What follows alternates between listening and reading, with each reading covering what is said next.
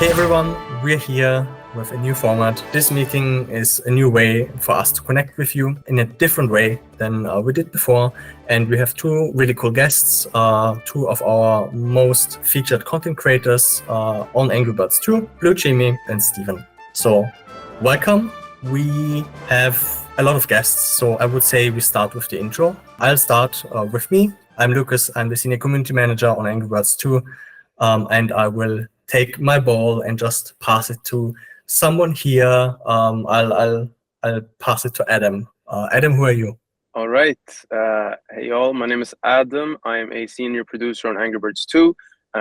More specifically, taking care of the live operations team that take care of all the new content that goes into the game. And I'll pass it on to Alex. Thank you, Adam. Hey everyone, my name is Alex. I'm a gameplay designer on Angry Birds 2. I mainly take care of events, levels, and feature design together with other designers. I will pass it on to David.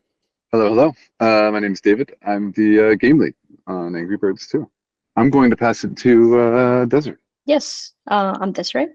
I'm one of the two community managers working on AB2. And I'll pass it to Steven. Thank you. Guys, thanks very much for having me. My name's Steven. I'm from the UK.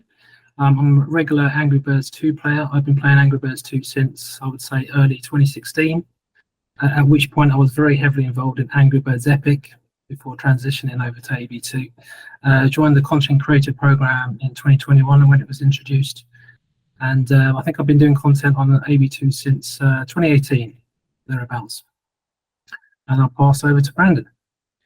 Thank you, Stephen. My name is Brandon. Otherwise, you guys know me as 𝗙𝗵𝗴𝗶 on YouTube. I am from Brooklyn, New York, and I am also an official content creator for Angry Birds. I have been making content on various Angry Birds games since 2018, and I have officially been a part of the content creator program since 2021. Appreciate you guys having me. We recently introduced a new initiative, which is called Vlog Forward. We do have now 2 blog posts live, one that we released a little bit earlier and one that just went live. In this initiative, basically, we are going through all the improvements that we're making to the game, making Angry Birds an even better experience. Starting with the first question about the current status of Angry Birds 2 and our new goals. I have a question for David specifically. So obviously, we did a lot of research over the last couple of months. And we found a couple of very interesting insights about the game. Maybe you can share us about the preferences we found out that our players have. Yeah, sure. I think first off, Angry Birds 2 is a really interesting and unique game for mobile. It's one of the only real physics slingshot games that has this kind of scale. And a lot of us on the team are fairly new to Angry Birds 2, and so we've been doing a ton of research with internally and externally to try and better understand our users and what motivates them, what they care about, and how we can better deliver an amazing experience to them. Some of the things we've learned, so number one, I think clans has been a feature that motivates our players heavily. A lot of our most engaged players, this is the reason they play, this is the reason they engage in all of the other features even. This is why they want to increase their power, level up their birds, and do all of those things. So that's been a really interesting find that we're trying to make sure we can take action against as we continue to improve the game. So obviously, Angry Birds 2 had a lot of technical issues in the past that we started to address.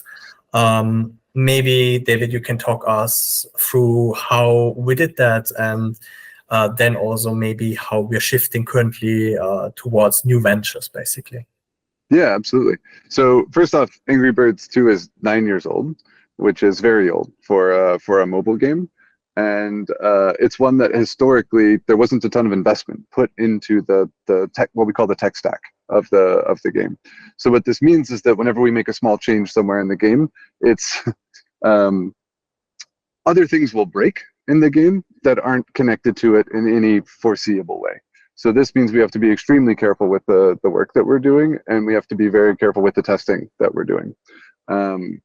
This is what can lead to some of the live issues that we have seen over the past few months. So this last year, we decided that this was untenable, and we don't just want to sit here and harvest this game, right? To just keep making money off of the game as we're currently doing. We really want to rebuild this game. We want it to be bigger and better than ever. So in order to do that, we need a really stable tech foundation. So we spun out a team that is some of our best engineers, and their focus is building out a better platform for us to build new features on top of, which will make those features have less bugs, but also allow us to build those features much faster. On top of that, they're building tools that enable all of the people you see in this call and the rest of the team to be able to do things faster and easier as well. And then number 3, but probably the most important, they're there to ensure that we're not releasing broken features to the player base. And they've been doing a really good job. The last few releases have been much, much better than the ones before. We're really just now getting to the point where we're starting to see the value of all of the work that they've put in, but this is just the beginning for us. There's a ton more work to do here, as I said, on a game that's this old, but we're seeing progress already, and I think we're excited about it. Maybe we can talk about the 2 strategies that, because we resolved the technical issues or the internal issues that we had that were causing the technical issues with the game, maybe we can talk about the new pathways that we see right now, the 2 pathways for AB2. We're kind of thinking about the work right now in 2 efforts, you can say. One of them is keeping Angry Birds 2 fresh and exciting for the users that we have in the game right now that are really enjoying it. So this is what some of what Adam's team does, what some of Alex does, what Desiree and Lucas also help work on. And this is new Liveops events, making sure that they're very fresh. The ones that we have are balanced well, making sure that it's a bug-free release, getting releases out as often as we can. And then there's a bunch of behind-the-scenes stuff that has to happen for that. The second thing is what we're now able to do with starting to improve the tech foundations is start to reimagine the game. Like, what could this game look like if we built it today? And we have tons and tons of ideas here. The sky is sort of the limit for where we can take that. So the other effort is, how do we look at what currently exists in the game with fresh eyes and either update and refresh those things or expand them, right? So we talked about clans before.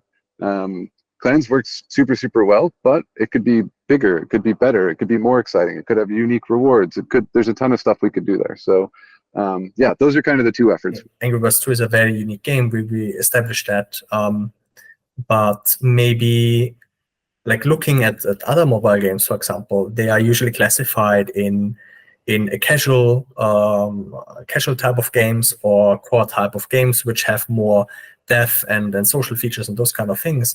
And I feel like Angry Birds is quite unique when it comes to that. And we kind of found that out, not recently, but it kind of was reconfirmed, right? Yeah, absolutely. Angry Birds is in a unique place, right, where we've got this very kind of casual core experience that everybody knows. Everybody in the world knows Angry Birds, and they know I fling this bird at this tower and knock down this pig. What makes Angry Birds 2 super unique is that when you really get into the game, you find out that, oh, there's all this really cool stuff in here about upgrading my birds and competing against other clans and against other players in the arena and you know, against myself in Mighty Eagle Boot Camp. So that mixture is fairly unique in the mobile. Even when you look at other games that are more puzzle RPGs, they're kind of doing the opposite. They're taking more of a mid-core type game and making it casual. And we're kind of taking more of a casual game and making it mid-core. And it's a truly unique formula, and it's one that's really exciting to work on. We've mentioned this classic formula, right? And really the foundation, the core of Angry Birds 2 is the world map. Everyone who starts Angry Birds 2 starts with a map. It leads to all the other features. As it is today, we're many thousands of levels into the game, so a lot of the longer term players have got that far. Newer players are starting out on that adventure, and it's quite exciting with all the boss levels, the special levels we have. But how do you guys plan on making that more engaging, both for the newer player and the existing player base? Yeah, this is definitely an area of focus for us right now. Mostly where we are focused is on that early experience in the world map. We're currently looking at that early experience, and we want to make the levels much faster, much more exciting, much more fun. As you know, if you play those levels, especially you get up into the 1000, 2000s, the levels can be quite slow to play. And it's just not nearly as fun as something that's much snappier and more explosive, more exciting. So we're definitely looking at that. On top of that, we're taking inspiration from some of the best puzzle games in the genre and looking at what kind of exciting events can we put on top of those levels so that it's not just one level after the other. There's competition with other players. Maybe I'm chasing down some really unique rewards. There's some unique challenges here that are outside of just the one level slog that it can be going down the world map. It's a big area of focus for us, and we're excited to get some of that stuff out in the next month or two. I was actually, while we're on the topic of the world map, I kind of do want to have a little bit of a follow-up question to that. Usually, whenever you play, all the Angry Birds games, it's pretty difficult, to achieve those to achieve those 3-star rankings. But usually in this game, particularly Angry Birds 2, it's a lot easier to reach that 3-star ranking without having to do, a whole lot of damage. I was just actually going to ask if there could be any way, we could try to add a little bit more of a challenging factor and, make things a little bit more, I guess you could say more challenging in order for players to reach 3 stars, especially when they get, to the 1000, 2000 levels. I'm just wondering, if maybe there could be something that could be implemented that could make things a little bit harder for players to reach those 3-star rankings. Yeah, I absolutely agree with you. I was in a conversation yesterday, actually, with one of our product managers about, is there something we can do here? I can't promise anything yet, but I agree with the sentiment. It actually reminds me of, I played the original Angry Birds when it came out, and I 3-starred every single level, and I still remember this accomplishment of doing that when I was, on the first iPhone. And I think it's a core part of what makes an Angry Birds game an Angry Birds game. If you played the original one, you remember that was the meta, that was what you were trying to achieve. So I would love it for us to be able to sprinkle in a bit of that into our game, because I think it is too easy now to get 3 stars on all of them. And so I can't promise something, but I can say that it's something I would be excited for us to work on. Yes, and regarding the world map, the community has voiced some opinions about the recent addition or change with the energy system being implemented to the world map, replacing the hearts that were previously there. So just, David, if you could share some thoughts about the energy system. Are we thinking about changing things again, or what are we doing with it? Are we letting it stay the way it is? What are the thoughts on that? Yeah, we're all aware of the feedback on the energy system versus the lives. Across puzzle games, energy does some things well, lives does some things well, and it's kind of a toss-up on which is implemented in any given puzzle game. I can't say for certain now whether we'll revert that back to lives or if we'll keep the energy system. We just talked a bit about all of the changes that we have coming to the world map. I think we want to wait and see how those go before we make a decision on this. We want to make sure that the system supports the wider ecosphere that's happening inside of that mode. So that'll be the goal. One might work better than the other. We'll have to see. Like, obviously, we talked about what's coming with world map now a little bit. But going back to the more mainstream features that are really happening basically on our event calendar, and that's more a question towards Adam. We have a ton of different events running. So not expected we talk about every single event here, but maybe you can give us a quick overview about the current strategy we are running events with in the Liveops team. Sure thing, Lucas. So I guess very quickly, we have this thing called the event calendar, which is basically, as the name states, it's a calendar where we decide what type of time-limited events or features that we want to run, and when we want to run them. So I think the way we use this, we kind of look at it holistically, and the goal when we use this calendar is to craft an experience for the player that are both rewarding, fun, and has varied content in it. And part of this is by expanding something that we call the Liveops portfolio, which is just about getting more features and more events that work really well and are really fun to play, to get those in so we can have those and we can kind of play Tetris with the different events we have and put them into a different calendar and slot them in so that we can give this, as I said, this unique, varied, and fun gameplay experience for the players. So that is sort of what we do now. We don't have any particular goals right now for the to modify anything on that side. I mean, we are building new features, and we are looking into adjusting some of the doing some modifications on stuff like PvP. We always try to make sure that that is a well-functioning feature that is fun to play. Right now, we're coming out with this new thing that I'll be sharing a bit about in the future. But yeah, to sort of wrap that up in a sense, it's basically this place where we try to craft an experience for the player that is unique, that is different, that gives you those rewards that you like while playing fun events and game modes that you like. A question for David. So we talked about these new features that you guys are working on and this portfolio. What about some of the old features and events that we've seen over the years? So the ability to send gifts to friends, things like a pig pop-in event, Super Streak Week we've seen. One of my favorites is the Jetpack Run. What's happening with these things?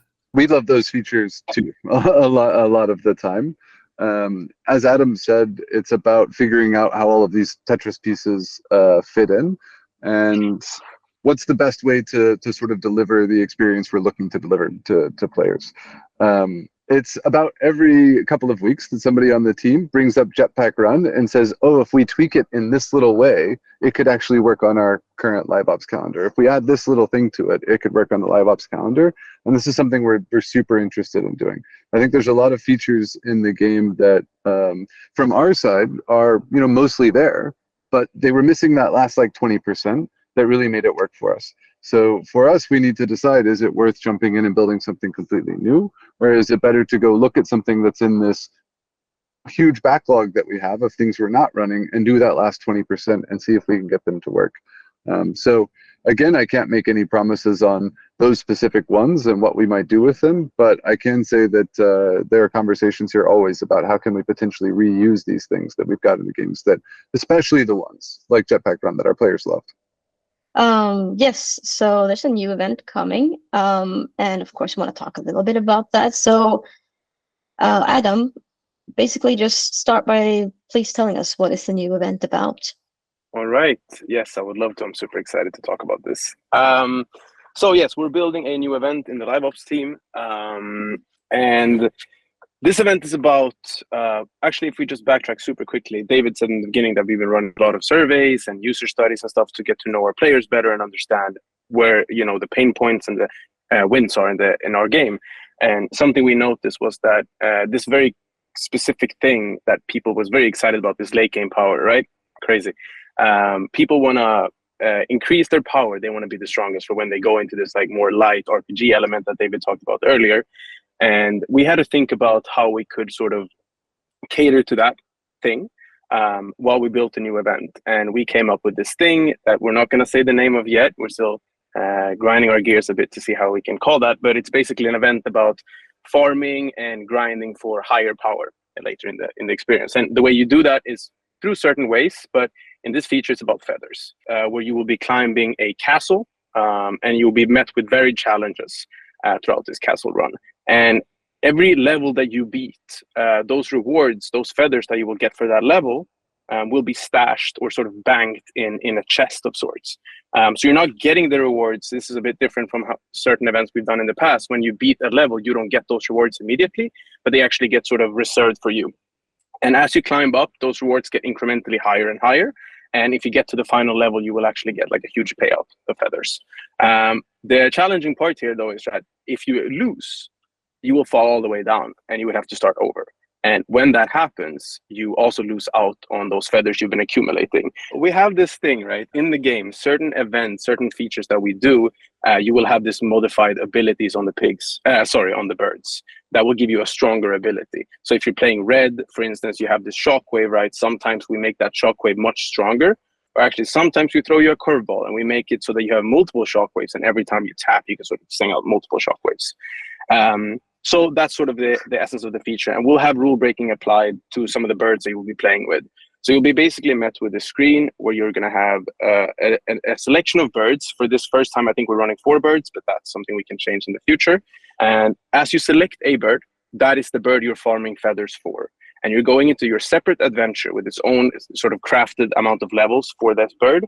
And that bird you have selected is the bird you have those modified abilities on. So you will have a quite fun experience playing through the levels. Let's say you decide to bring up your flock power or your bird power with red, for instance. You would pick the red adventure, and you would go through those levels. And though in that scenario, red would also be the bird that has modified abilities. And yeah, you'll sort of be climbing this. And as I said, this is our way to give people the possibility to also get stronger. But to add a little bit to that, we want to make it very clear that if you want to increase your flock power, if you want to increase your bird power, and if you want to farm feathers, there's a very specific place in the game where it's really good to do that. So we've been really nailing or doubling down on the feathers reward for this, so that you feel that this is the feature you can go into if you want to farm feathers. That is probably the most, the optimal way for you to get those feathers. And we're actually going to be, at least to my knowledge, obviously this is a subjective question, but I think we're being quite generous with the rewards as well, so that you're getting those amounts of feathers that actually can drive impact for your late game and leveling up your birds. Awesome. Yes. And tell us also a bit more about how you think this new event differs from other events in the game. Absolutely. So I would say the primary thing is that this is like a pure skill-based challenge. You will go in this, and it's really the skill set of you as a player that will be determining how successful you are with the feature. And we have some things. We have this feature called Out of Birds, where if you run out of birds in a level, you can pay a bit of gems and get new birds, which will also be persistent in this game mode. But all in all, is really that you will be challenging yourself on a skill-based level to see how far you can get. You could use that gem payout in certain scenarios if you want to get more birds, knock off that last pig. But the concept of it is that it's basically just a way for you to challenge yourself and see how far you can get. And another thing to add to that, why I think it differs from other features, is that it's a very clear value proposition or a very clear purpose for why you would want to go into this feature. And that is specifically for the feathers. I think in some of our other features, we do give out quite a lot of different rewards. Like you get like feathers, you can get black pearl, sometimes you get apples. In this one, we really try to sort of go a bit lighter on the amount of different type of rewards, but really doubling down on the amount of feathers and making that number a bit higher, reducing some of those other rewards, but focusing on feathers and making that very prominent, so that you will get those amounts of feathers that will actually give you impact and more bird power, obviously, as you level up your birds. And then there's a question for Alex regarding the designing the event. So tell us, how did you go about designing the event from the ground up differently from the other events that we have in the game? Yeah, so this time around, this event, we knew we wanted the new event, and we knew we wanted to gather a lot of ideas for this event. And so this was a more collaborative effort on a larger scale than we've ever had before. We actually collected the whole team. We locked ourselves in a room and we brainstormed for a couple of days instead of, a couple of people here and there giving ideas. We actually concentrated ourselves into a brainstorming session that spanned multiple days. And we gave a lot of ideas. We built upon ideas that we liked. And in the end, we all got to vote on which idea that we thought would fit the schedule best, fit the game best, and also give the players what they wanted. So we set some pillars. We wanted our guiding star to be gameplay driven, but we also wanted this event to be an event where players get out feeling a lot stronger, because I think we thought that that's something that's missing in the game, basically. So that's what is different this time around, that we it was a truly collaborative effort on a larger scale. Nice. And I think even like the team was playtesting together to get it balanced the right way, which was super fun. So we talked a little bit about the new event and about the accessibility of the event. Maybe Alex, you can just give us a quick rundown what makes the event more accessible than, for example, other features. Yes, for sure. So first of all, we wanted players to be free to use their own flock. We don't want to lock them down to certain birds that we decide for them. We want them to have as fun as possible, which means getting to decide, control their own play, basically. We wanted this to be a feature targeted towards if you're a bit longer into the game than the usual player, maybe. But still, you can still go into the event and try if you're a lower player. But we want you to have at least, unlocked all of the birds before you get to try this event. Just because we want you to have a fair shot at completing at least one adventure, but we would like you to complete all of the challenges, of course. So it's a bit targeted more towards players who are in the middle of the game, mid to late gamers, basically. Why should people get excited about this event? All right.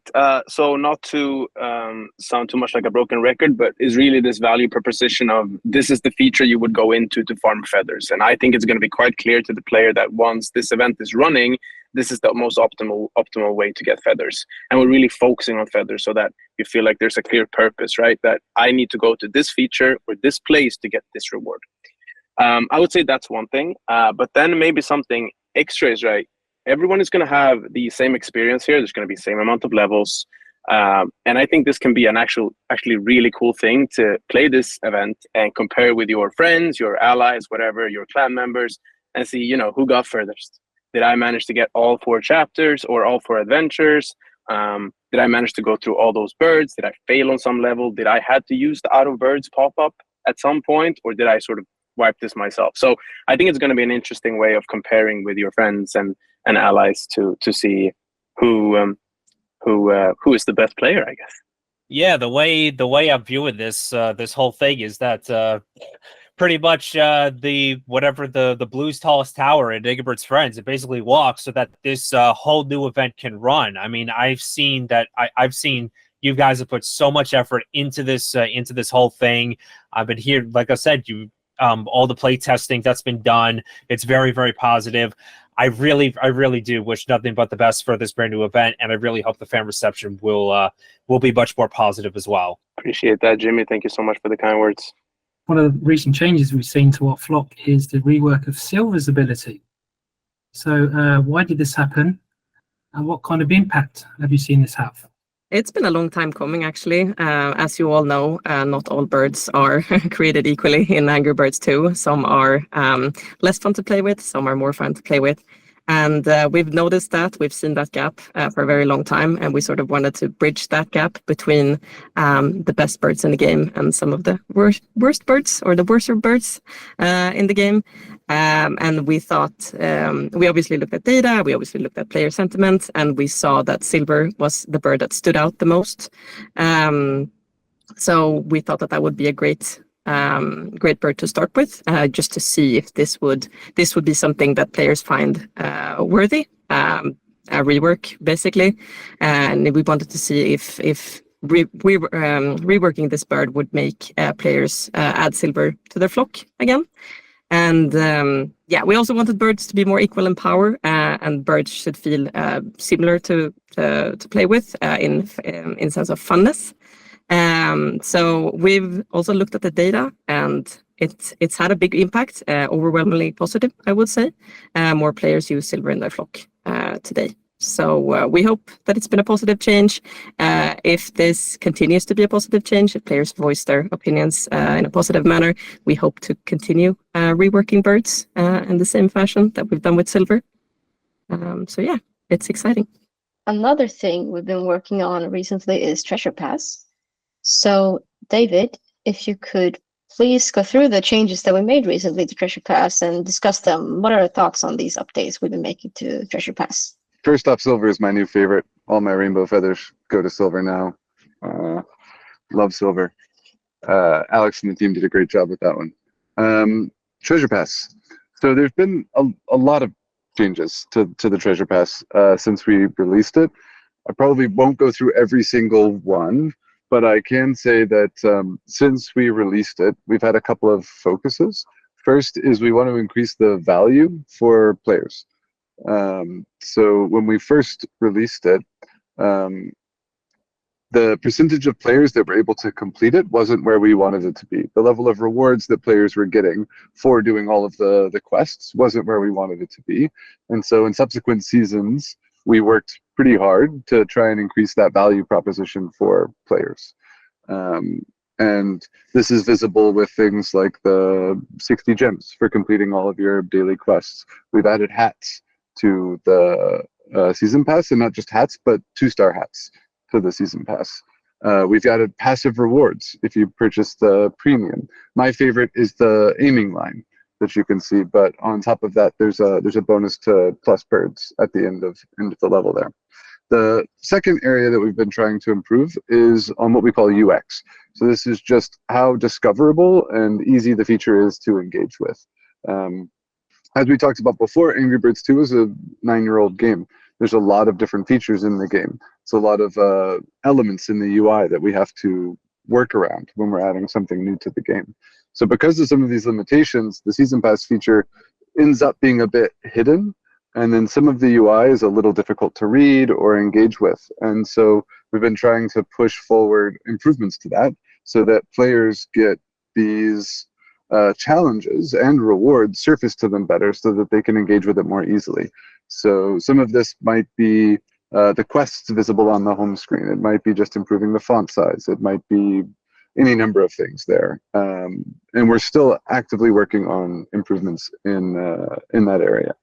Yeah, I think this is especially true in the case of free-to-play players, because when this first Treasure Pass was initially announced, I mean, I really don't want to beat around the bush, but the feedback was overwhelmingly on the negative side, and especially when the daily quests were first were removed from the Treasure Pass. I obviously know that you guys have been working really hard to try to get the daily quests back, and trying to help the free-to-play players.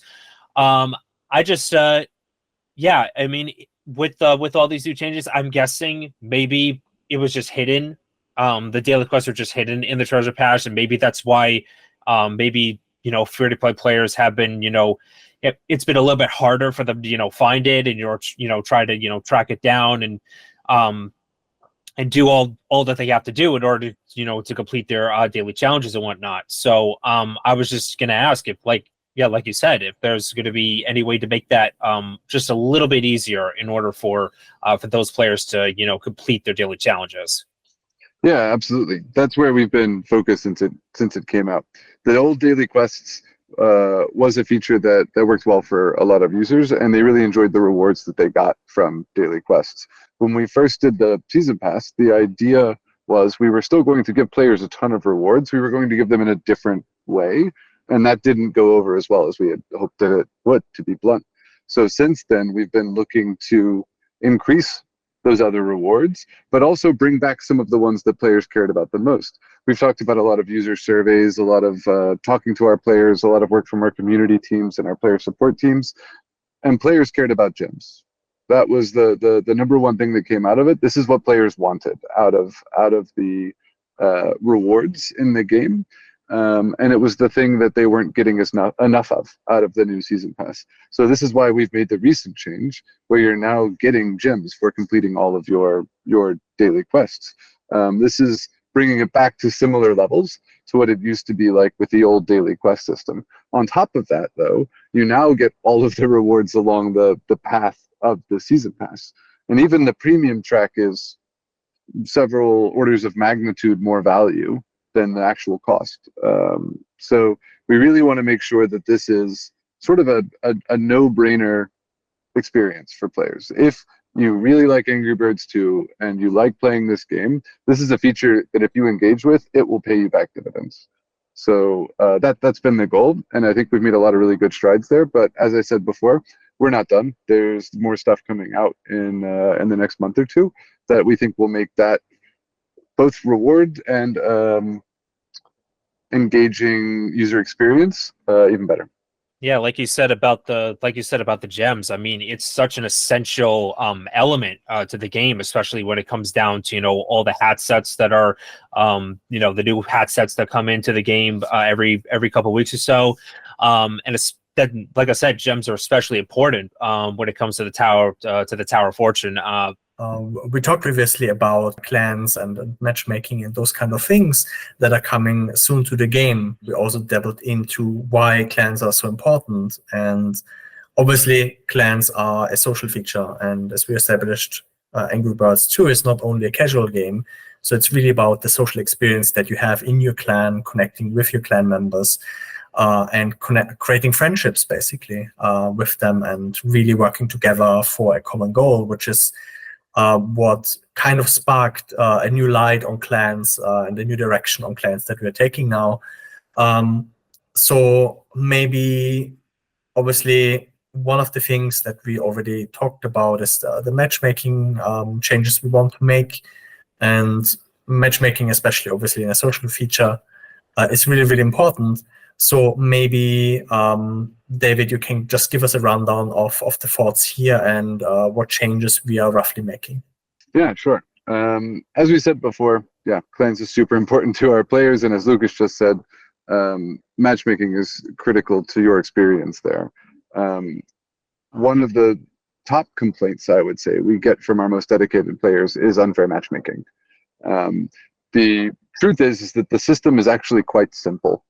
There's nothing special. There's nothing magic happening behind the scenes here. We're just currently trying to match two players or two clans based on their flock power. And that's it. There's nothing nefarious or secret or anything happening there. However, because of the way that system works outside of that, with all of the members of the clan and participation and all of this, there are some experiences there that are not what we would like. So we're taking a hard look right now. It's in active development, actually, at how can we update this matchmaking system to be more akin to what a typical RPG game would have in matchmaking. So if you play any other mobile game, PC game, anything, we're looking at those as inspiration for how we should be matching clans together. I won't describe in detail how it will work, but that's basically the idea there. Caveat here is that there's always going to be matches that don't feel fair. It's always going to be something that doesn't work exactly right when it comes to matchmaking, but we're trying to get the best possible experience for the most possible clans, and that's really the goal. Yeah, just to not spend too much time on the clan versus clan element, but this is a really engaging part of Angry Birds 2. And I remember when clan versus clan was first introduced into the game, and the first matches we had, it was really an exciting, engaging experience. When we come to the end of the matches, people were spending gems. We need to get another try, and we need to defeat our opponent. And it was a lot of discussion amongst the community at that time, and it was really a special thing for us. And you're right, you guys have a very difficult task with trying to sort out the matchmaking, because there's so many thousands of clans out there. They have different numbers of players, and those numbers of players have different flock powers. So you're going to get some difficult matchups. And I think the community in general, if they lose a match, this wasn't right, this wasn't good, didn't like that. You win a match, yeah, fantastic, guys, we won. Respect to the opponent team. So you can't please everyone, but if you can find that balance, keep the player base engaged. That's the most important thing. Yeah, absolutely. That's the goal. Easier said than done whenever you're looking at it on aggregate, but we're doing our best shot to make sure that we've got a system where we're learning from the best in the industry and doing it the right way. And so what updates or other tweaks and features are you thinking to make clans, matchups and clan environment more engaging and more rewarding? Yeah, so as we've talked about, it is one of the players' favorite features, one of my favorite features as well as a player of AB2.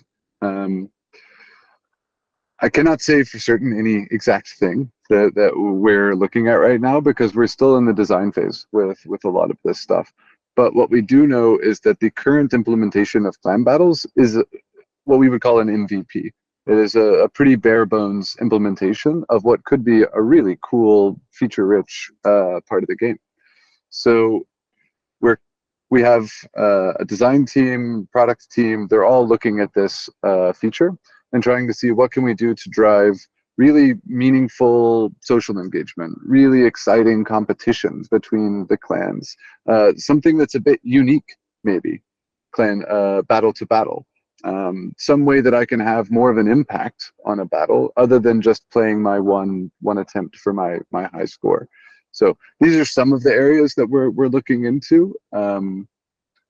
No promises on when we're able to get these designs ready, test them, get them out the door, but it's an area of the game that we think has a ton of potential, and over the next year or two, we'd love to continue investing in. Exactly, and we're putting in a lot of effort in terms of the research as well. So it's something that takes more time because we put so much effort into actually making sure that the changes we want to make are then also successful. Because obviously clans are such a big feature for us. Cool. Then we enter our Q&A section that is pretty much open for everyone. I'll start. I actually have a question for Jimmy. Actually, it's a two-part question. And the first part is, because I'm seeing the shirt, so I'm very curious if blues is your favorite bird, and I'm actually very curious. No, this is actually an iceberg shirt. Oh, and I'm just leaving this meeting right away. No worries, no worries. It's all good. But hey, maybe iceberg could be something we could try. Maybe down I mean, the line. I feel like you're leading me on here because you have blue in your name too. So are you sure that blues is not your favorite bird? Actually, it's a bit of a complicated story because the character that I based off my channel for is actually red, but my favorite character in this game, particular Angry Birds 2, is actually Bubbles. Especially with the recent ability from the last event where his blast radius when he blows up is much bigger. I really enjoyed using him. Yeah, so it really was a lot of fun using him, and I really hope he could be just like that. And with all these extra abilities with the birds, I really hope that could still be implemented in the events to come. Yeah, for sure. I hope. All I have to say to that is, the new event is coming out soon, and I think you should give that a go. Maybe you'll like it. During the meeting, there's been a lot of mention of the feedback from the community and what you guys can read from the player base. You must be dealing with tons and tons of incoming data and metrics that you can report on, right? I'm not sure who best to give it to, but what can you do with that data? Because you can probably see abandonment rates. You talked about silver, the impact that the change has had. We talked about the treasure past, how engaged people are in. So you must have tons and tons of data that someone or a team is crunching through and giving you some valuable data. Can you provide any information on that? Yeah, I'll speak somewhat in general terms here, but I will say that what data allows us to do is it allows us to understand how these features are being engaged with and enjoyed by our players. Whenever you've got hundreds of thousands of people playing a game, you can't rely strictly on the words of the people who are the most vocal. That's a part of the equation for sure. But you need to also understand at this large scale how are players engaging and interacting with a given feature or a game mode or a level or a bird or any of these different things. And that's a very important part of making successful games these days. You do need to have a focus on this if you want to be able to deliver the best possible experience you can to the most people.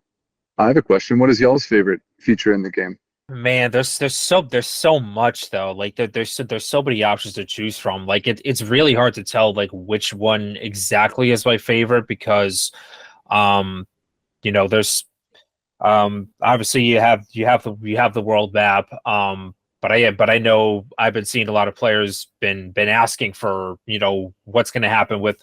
I think this actually would be a good question to ask. Is there? We all know that this game is pretty much a never-ending story, and and for a while, I would say I don't know when the last time new levels came into the game, but I just want to know, like, is there any new levels being worked on? Is there are we going to is the story going to continue to evolve as with age with this game? Is just is there any like new storylines, new levels coming in? I can probably answer that a little bit. We definitely want to create new content. We always want to keep the game fresh, but we also want to see how we can create content in new ways, basically. And that doesn't necessarily mean releasing to the saga, because releasing to the saga now means that you have to be on level 3,500 something to experience that new content. Obviously, it would eventually be picked up by KPP or DC, but that could be, you could play for weeks, months, and not see those new levels. So we want to experiment with how we release levels in a manner that would expose those levels to more players, basically. But yes, we're working on new and fresh content. I can't promise when that will land in players' hands, but yes, we always want to make new content for sure. And that includes more exciting levels. So this is the beauty of Angry Birds 2, as Jimmy said, Brandon, sorry. There's so many things to do in Angry Birds 2. And I think a lot of the players, we talked about the kind of the casual play towards the core. See, my wife plays Angry Birds 2, but she only now and again, a couple of times a week, she'll do an event or something like that. Then there's the players, the core players that are religious with Angry Birds 2, because we all have our routines, right? You get up in the morning, check your daily challenge, do a clan battle, check your treasure path, things like that. Check if there's any new levels. And there's so much to do. You have these core elements like the saga map. You have your daily challenge, the arena. Oh, there's a golden pig challenge today. Fab. Next day, fantastic. We've got a new hat event. There's some hats to get. There's an adventure. Next day, there's a rowdy rumble. But there's so much going on that I think newer players probably find it a little bit overwhelming because you don't know where to go within the game. I know that Brandon plays Angry Birds Friends quite a lot. I dip into it now and again. I'm not familiar with it. The mechanics, some of the things, all the stuff going on. But for Angry Birds 2, it's so integral to my daily life now. I know what to expect. We talked about the calendar, so we know how things go every so often over the months. So the community expects and can assume something new is coming. So the idea of these new features, this is really exciting too, because there's more stuff for us to get engaged with. We do our core stuff like the arena, daily challenges, King Big Panic, Mighty's or boot camp. There's a new feature to get involved with. Great, new characters. So that's the beauty of Angry Birds 2, I think, for new and the older players that we keep doing this every day for years and years and years. So you're doing something right, which is a good thing. Thank you so much for that. That's super awesome to hear, because it feels like you're right here with us, right? Well, I come into the office, I grab a coffee, I check my email, I open up Angry Birds, right? And I do the exact things you just talked about. I'm going to play through my daily challenge and get to do all of those things. And so it's super cool to hear, to think about how many players are out there at that time also kind of opening their newspaper or whatever. Nobody reads newspapers anymore. Opening their computer and and playing Angry Birds at the same time that I'm sitting here helping to build it, and that's really, really cool. Yeah, actually, I think I did have one question. And Steven mentioned about new characters. One character I know that that the community has really been had a lot of responses to was the inclusion of Joe back in June of 2023 during Pride Month last year, and a lot of people were rather disappointed that that Joe was actually used as a duckery skin rather than an actual character being included as part of the main flock. I don't know if you guys can answer this or not, but is there a chance that Joe could actually be implemented or added to the flock in the near future? So the near future is a probably no, but to the flock, the answer is yes, it's a potential. I also love this bird. I think it's super, super cool.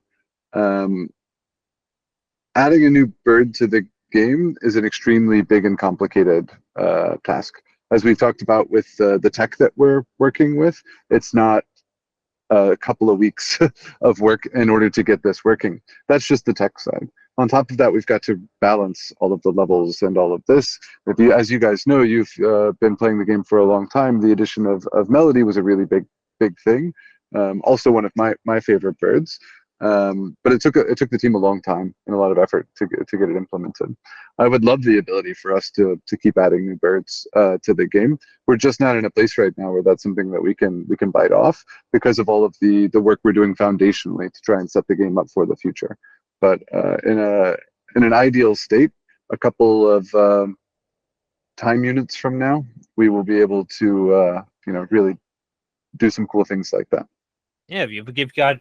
I mean, yeah, there's a lot of avenues you can actually go down. As far as trying to add new characters, including some fan favorite ones from the Angry Birds Stellar series, like Willow, Gale could potentially be another new villain. Poppy could possibly be implemented as well. Hey, like I said, even some other like fan favorites from other Angry Birds games could also be something that could be worked on down the road. Yeah, I mean, we have a lot of cool ideas and a lot of things we want to do, but as David said, it's always this thing about balancing, creating new content and new experiences for the player, but also making sure that experience is smooth and nice. And we have to invest a lot of time on the tech side to make sure that is something we're constantly improving.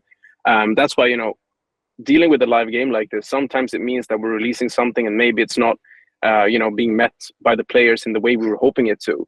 And I think that's sort of the beauty of game development, or maybe even mobile development. Like Treasure Pass is a really good example. As you said, Brandon, it was met with slightly negative comments. If you look at it today, in my opinion, I think it's so much better. We've been listening to a lot of the feedback and really been improving this over time. And this is how it works. This is how it is to create mobile games. You're not going to release a feature and then magically you're on target every time and everyone loves it. We have a massive player base as well. And we have a lot of opinions and hands that are playing our game to cater to. So it's about that. I think continuing to sharing, and this is, I guess, for everyone that listens to this podcast, like continuing to share those opinions and being vocal about it is really helping us make sure that experience is really good for you. What are the takeaways? We're making a lot of still fundamental changes to the game to improve it. We're adding new features. We're looking at the existing features. So there's a lot of exciting stuff coming. And thank you for Brandon and Steven to join us today. We had a lot of great discussions, and we hope to do it again soon in the future. So if players want to continue engaging with us on social media, we can be found both on Facebook on our Angry Birds 2 page. And you can also hop onto the Discord channel if you want. It's called Robo Gaming, where you can choose the AB2 role. And on there, you'll also find both me and Lucas sometimes communicating with the players. So hope to see you there. Awesome. Then thank you so much for joining. It was a pleasure. And then hope to see you soon.